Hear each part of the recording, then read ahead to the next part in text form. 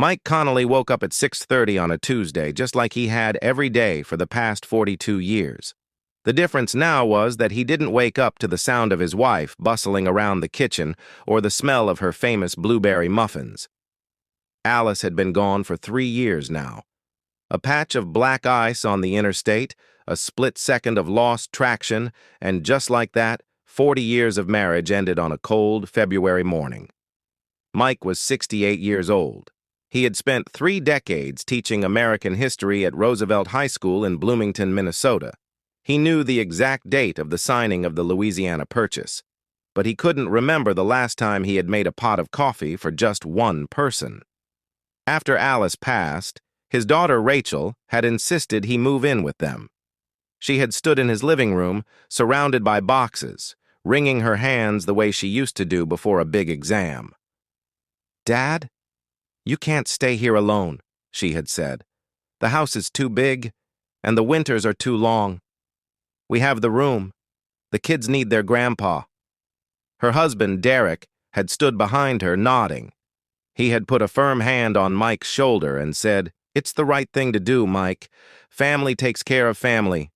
At the time, Mike had been grateful. He sold the family home, wrote a check for $60,000 to help Rachel and Derek with the down payment on a beautiful colonial in Edina, and moved into the guest room that smelled faintly of lavender air freshener. He learned to make chocolate chip pancakes for his grandson, Leo, and helped his granddaughter, Maya, with her fractions. Life became quiet again. Not happy exactly, but manageable. That Tuesday morning started like any other. The Keurig sputtered to life. Leo came downstairs with his shirt on backward. Maya sat on the couch watching cartoons with the volume barely above a whisper so she wouldn't wake her father. Rachel had already left for her job at a medical billing office in downtown Minneapolis. She was always the first one out the door. Derek came thundering down the stairs 15 minutes later, a phone pressed to his ear. He was 39 years old, tall, with salt and pepper hair that made him look like he belonged on the cover of a men's magazine. He worked in luxury real estate. At least that was what he told people. "I told you, the paperwork is clean," Derek snapped into the phone, grabbing his travel mug. "I need that variance approved by Friday. Figure it out." He hung up without waiting for a response and flashed Mike a smile. The smile was perfect. Too perfect. It looked practiced, like he had rehearsed it in the mirror. "Morning, Mike. You're a lifesaver." "Seriously, I don't know what we'd do without you." Mike just nodded. He had never corrected Derek when he called him Mike instead of Dad. At first, it felt warm, familiar. Lately, it just felt like a habit. Derek grabbed his briefcase from the floor by the sofa. It was a beautiful thing, dark leather, heavy brass hardware. He kept it locked at all times. Mike had never seen it open. Derek scooped up his keys, kissed the top of Leo's head, and vanished out the door.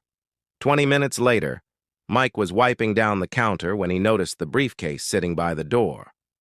That was odd. Derek never forgot anything. He was meticulous, almost obsessive about his belongings. Mike glanced at the clock. Derek couldn't have gotten far. He grabbed his jacket, picked up the briefcase, and headed for the garage. The latch must have been loose.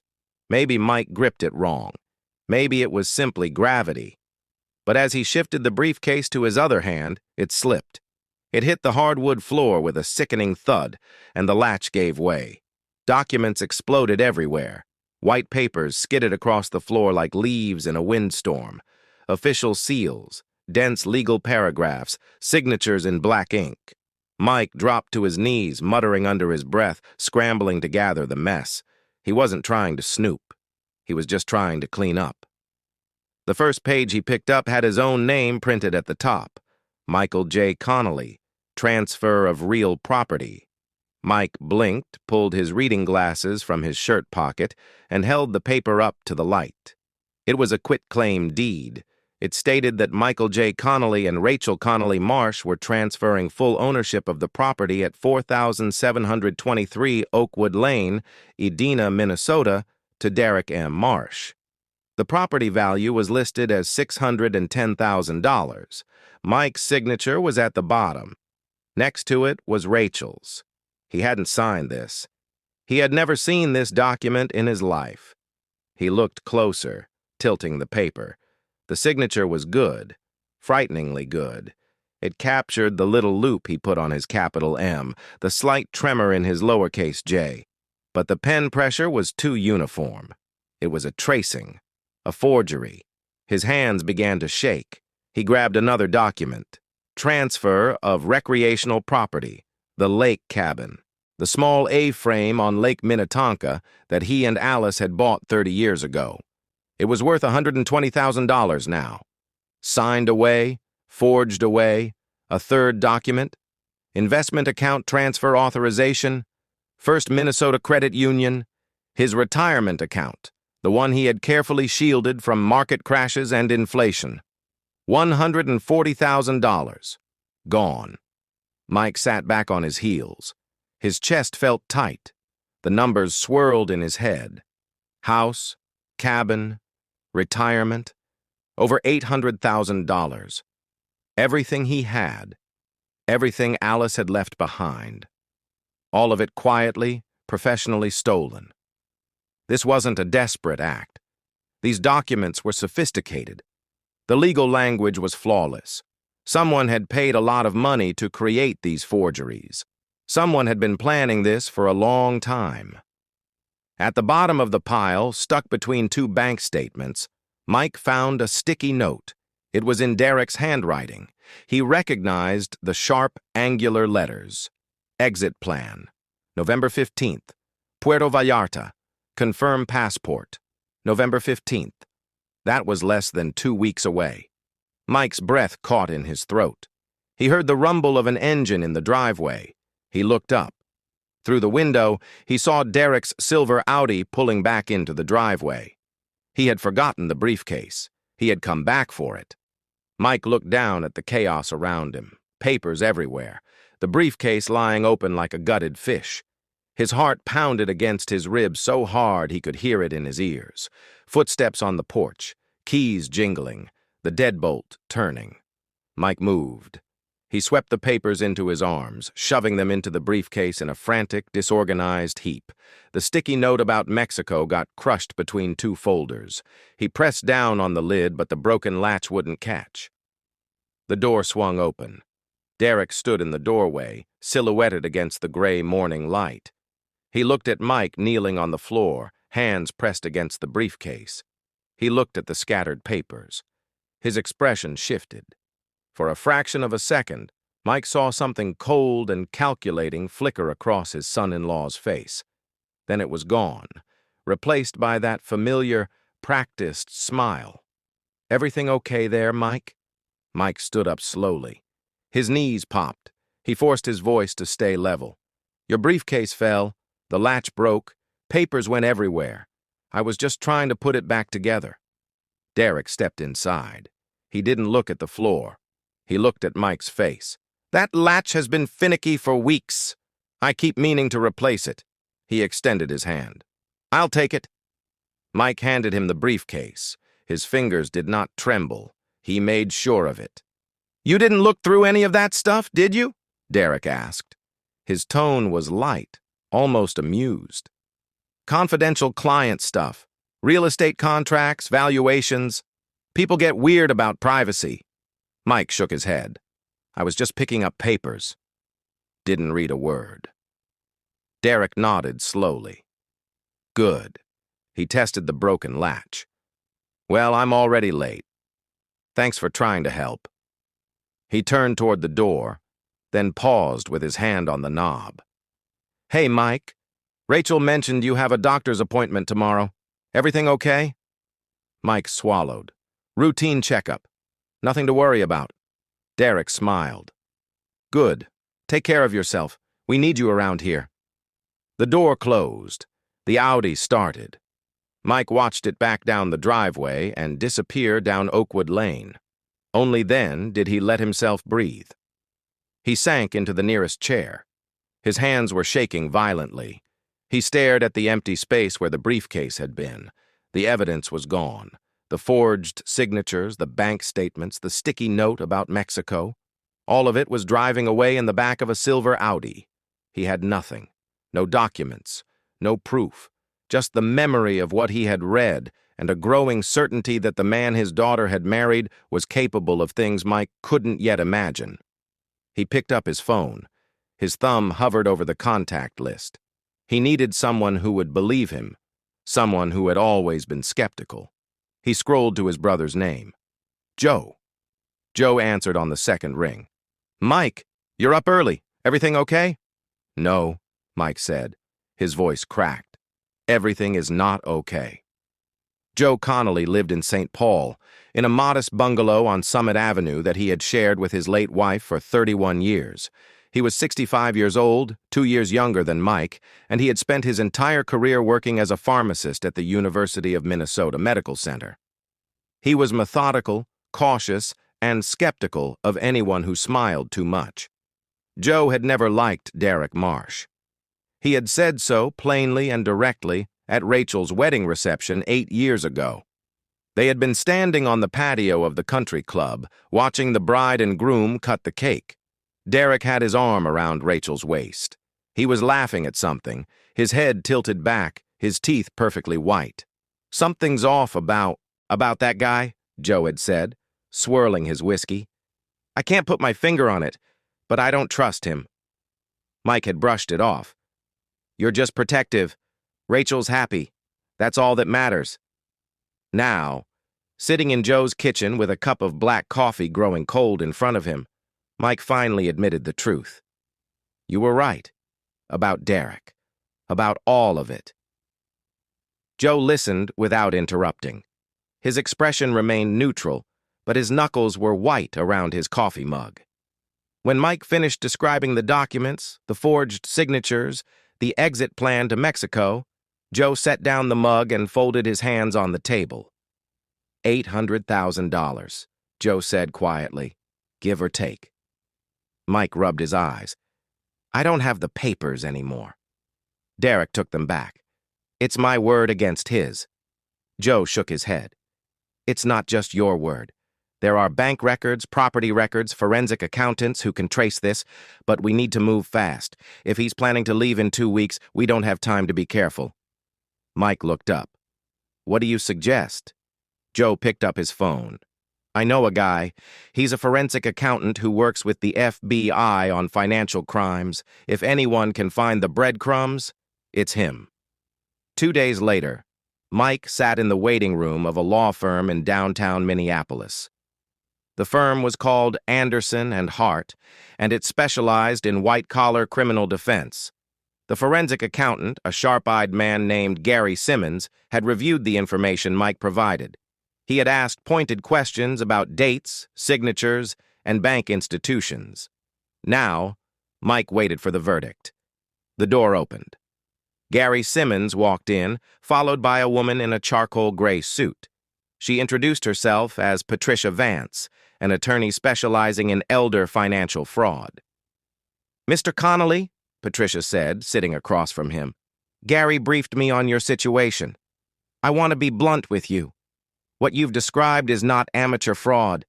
The documents you saw, the quality of the forgeries, the offshore accounts, this is sophisticated criminal behavior. If your son-in-law is operating alone, he is exceptionally skilled. If he is operating with others, you are dealing with a network. Mike's stomach clenched. Offshore accounts? Gary leaned forward.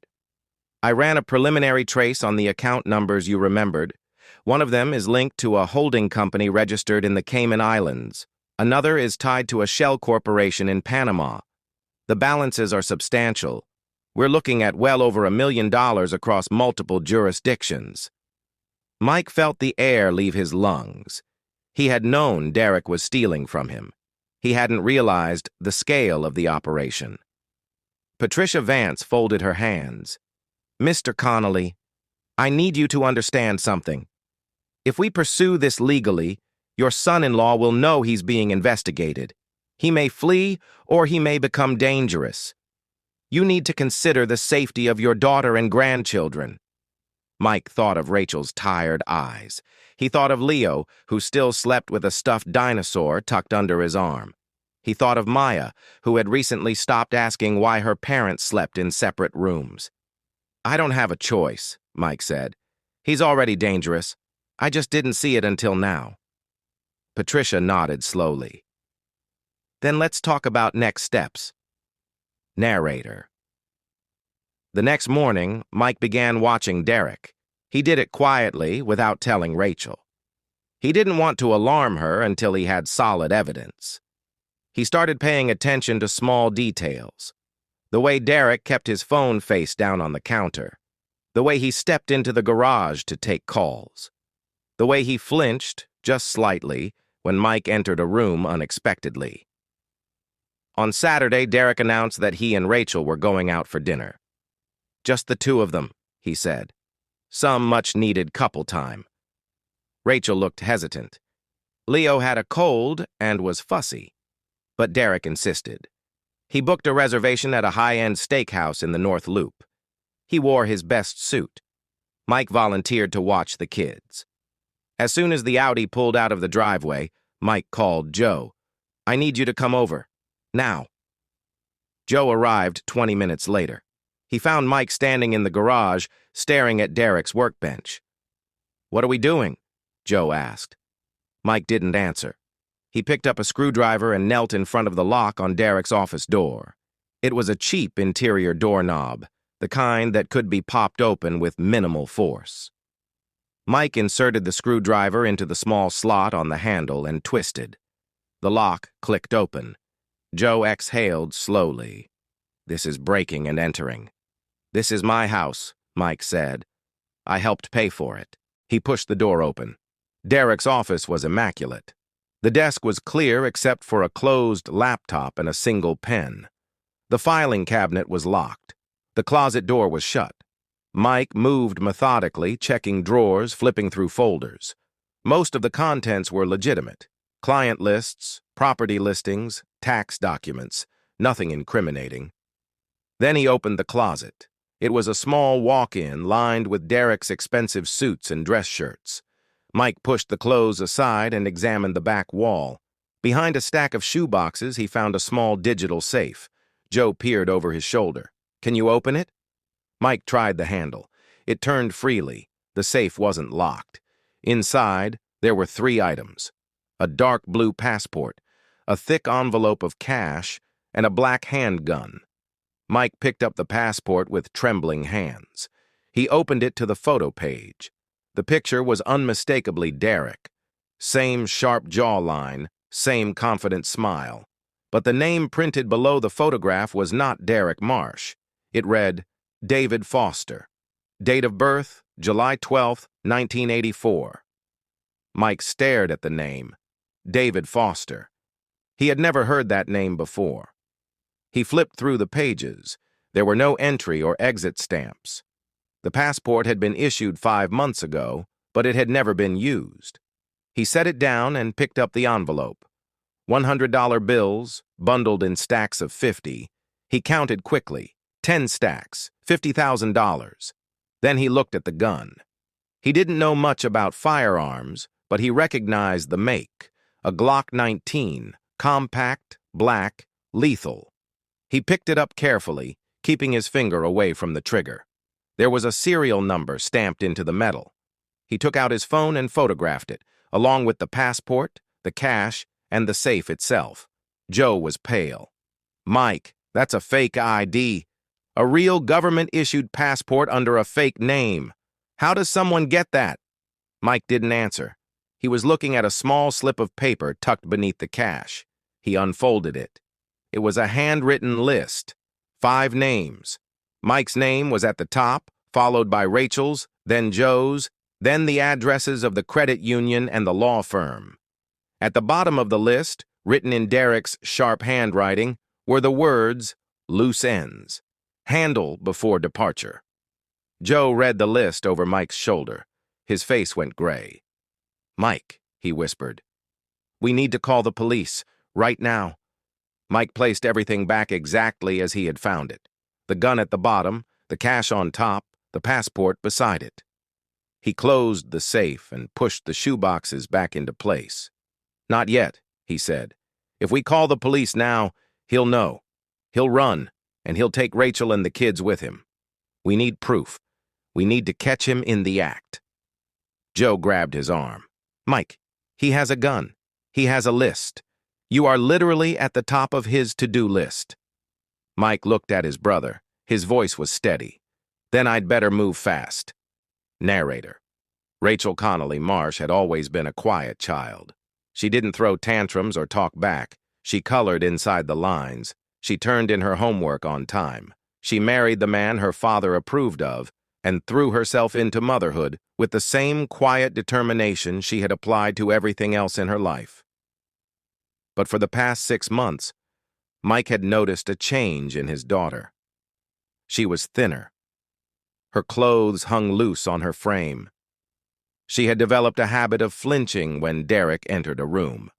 She wore long sleeves even in warm weather. She made excuses for why she couldn't join family video calls with Joe. Mike had noticed these things. He had filed them away in the back of his mind, attributing them to stress or exhaustion or the general chaos of raising 2 young children. Now, looking at the list in Derek's safe, he understood. That evening, after Derek had retreated to his office and closed the door, Mike knocked softly on Rachel's bedroom door. She opened it a crack. Her eyes were red-rimmed. "Dad?" "What is it?" Mike didn't speak. He gently pushed the door open and took his daughter's hand. He rolled up the sleeve of her sweater. The bruise was yellowing now, several days old, but the shape of fingers was still visible. 5 distinct marks wrapped around her forearm. Rachel snatched her arm back. Her face crumpled. "It's not what you think," she whispered. Mike pulled her into a hug. He held her the way he had when she was 6 years old and scared of thunderstorms. He held her the way he hadn't held her since Alice died. "How long?" he asked quietly. Rachel's voice was muffled against his shoulder. "A year, maybe longer. He said it was my fault. He said I provoked him." Mike closed his eyes. "Why didn't you tell me?" "Because he said he would take the kids." Rachel pulled back, wiping her face with the heel of her hand. "He said if I told anyone, he would disappear with Leo and Maya, and I would never see them again. He has money hidden. He has connections. I believed him." Mike looked at his daughter. His heart was a cold, hard stone in his chest. He was right to believe him, Mike said, because Derek wasn't just making empty threats. He had a passport under a different name. He had $50,000 in cash. He had a gun. He had a list of people he considered obstacles. But Mike didn't say any of that. Not yet. First, he needed Rachel to trust him. "I believe you," Mike said, "and I'm going to fix this. But I need you to do exactly what I say." Rachel nodded. Her hands were shaking. "Derek thinks he's taking you and the kids on a trip next weekend," Mike said. "A family vacation. Is that what he told you?" Rachel nodded again. "He said it's a surprise. He won't tell me where we're going." "It's not a vacation," Mike said.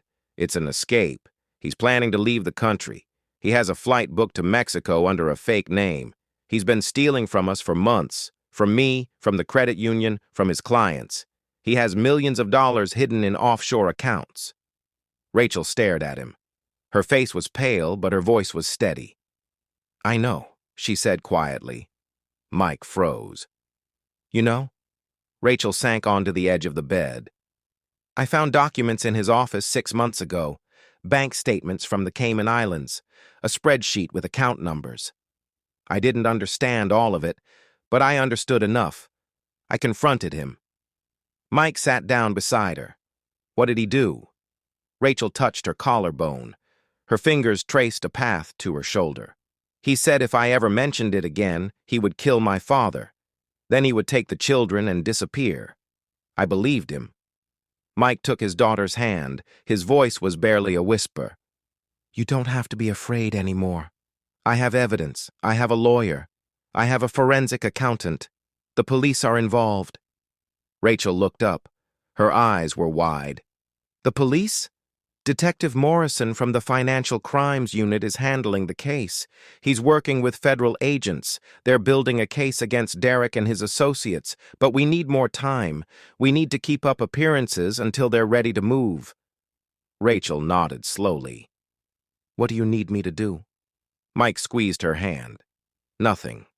Just stay safe. Don't confront him. Don't let him know anything has changed. I'm going to get you and the kids out of this house. I just need you to trust me." Rachel leaned her head against his shoulder. "I've missed you, Dad," she whispered. Mike kissed the top of her head. "I'm right here. I'm not going anywhere." Narrator.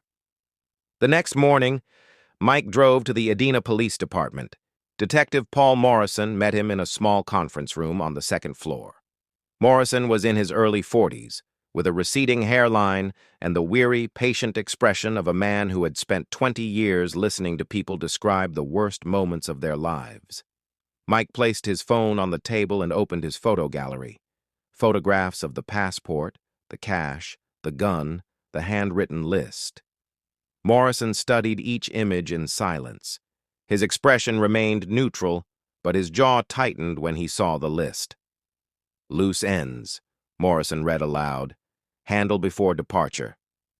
"That's my brother's name," Mike said, pointing to the screen.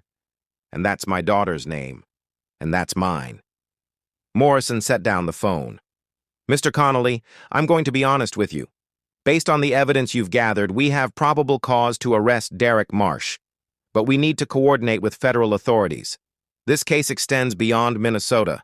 If Marsh is using a fraudulent passport, that's a federal offense. If he has offshore accounts, that's money laundering. We need to do this by the book." "How long?" Mike asked. Morrison hesitated. 48 hours, maybe less. "I'll have warrants ready by Thursday. In the meantime, I need you to maintain the status quo. Don't tip him off. Don't confront him. If he suspects anything, he'll run and we'll lose him." Mike nodded. He had expected this. He had prepared for it. "There's one more thing," Morrison said. "Based on the list in his safe, we believe Mr. Marsh may pose a physical threat to you and your family. I'm assigning a uniformed officer to conduct drive-bys of your residence. If you feel unsafe at any point, call 911 immediately. Do not hesitate." Mike drove home in silence. The status quo. He was supposed to maintain the status quo. He was supposed to sit across the dinner table from the man who had stolen his savings, abused his daughter, and written his name on a list of loose ends. He was supposed to smile and pretend everything was fine. He pulled into the driveway and sat in the car for a long moment, gripping the steering wheel. Through the kitchen window, he could see Derek helping Leo with his homework. Derek's hand was on Leo's shoulder. He was laughing at something the boy said. Mike watched them for a full minute. Then he turned off the engine and went inside.